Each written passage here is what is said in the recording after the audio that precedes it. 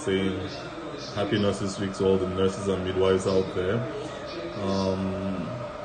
I'd also want to take this opportunity to appreciate the Health Circumference for inviting me yet again to talk on a very crucial topic in our society. Before I start, I would like to use this opportunity to also appreciate the sponsor, Renewed Fertility/IVF Clinic. Thank you very much for your continued support. So, domestic violence, as it implies, is violence that involves a person's domestic circle. What do I mean by this? Now, most people will think domestic violence only happens when someone gets beaten at home. No.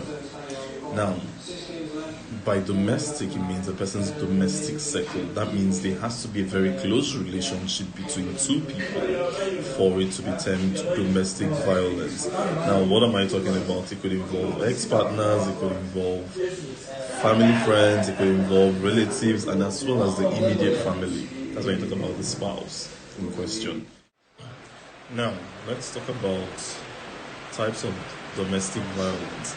I mentioned earlier that we have physical, we've got emotional, we have sexual, we have financial or economic, depending on what you call it. In some cases, you could actually see emotional and psychological, but I try to fix them together because at the end of the day, this has to do with the mind. Now, because of time, I'm just going to be very brief. Physical has to do with the use of force, could be slapping, whatever. Anything that leads to some form of an injury. It doesn't have to be major. Okay, having bruised you, you'll be physically abused. Now, sexual abuse, it's not just when someone, rapes you or, has sexual knowledge of you without your consent. That's not the only time when you say you've been sexually abused. For instance, your partner forcing you to use a contraceptive method, could be an IUD or anything which is not of your own choosing. That's also sexual abuse. Or maybe your partner making you have an abortion when you do not want to have an abortion. That's also sexual abuse. Now, talking about psychological or emotional, you think about the point where you see that partner who would always constantly criticize, constantly insult you, constantly say demeaning things to a point that your self-esteem goes all the way flat. Like this person literally has no self-worth left. So talking about possible causes of domestic violence, because of time I'm just going to quickly list them. We have low self-esteem, we have substance abuse, we have delinquent behavior, when the person was younger, the person had this very bad habit. Also, there's a case of psychological abuse where the child witnessed this happening between parents, his or her parents, and then as they grew up it became a norm for them, and then they felt it was alright to carry this on with them. We also have a case of lack of education, you have poverty.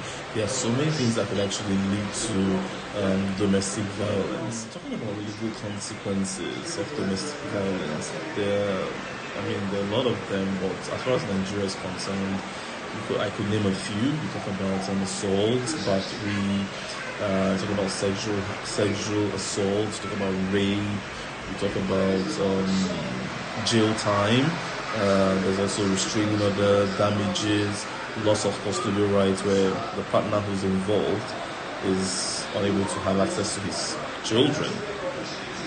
And there are quite a good number of things that could actually happen to this person. Talking about the ill impact of domestic violence on society, and I want to point out that of all the ill impact or negative effect of this on society, poor mental health is of utmost importance, because at the end of the day, every other thing, I believe, stems out from this particular topic. Now, why is that so? The issue of domestic violence does not just affect the person who experienced it, but the people around. The children who experienced their mother being beaten or their father being beaten. At the end of the day, it can either work both ways. They either become violent, or you find that these children become hidden in some sort of a shell where they are unable to express themselves because they've already developed this fear within them. There's loss of self-worth, there's low self-esteem, there are victims of post-traumatic stress disorder, there's depression, there's a general sense of unhappiness. I mean, it goes a long way. So, before I leave, the way forward would be very mindful of who you get, who you let into your life, who you trust.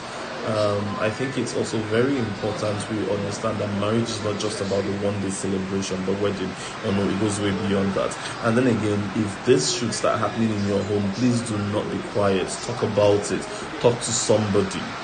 Okay? Do not let your kids be exposed to this kind of life. And then if you're an angry person, you know you don't tolerate people, do not even get married. If you must, go for therapy. Work out your issues. Okay? Never turn your wife or your husband into a punching bag. That is never the solution. Whenever we think of this issue of domestic violence, let's first of all consider the people who are affected. It's not just us. Okay? The generation to come is also affected. Let us make the right choices. Let's not ignore red flags. And most importantly, please speak up. Thank you. And before I leave, thank you once again to Renew Fertility / IVF Clinic for your continued support. Thank you.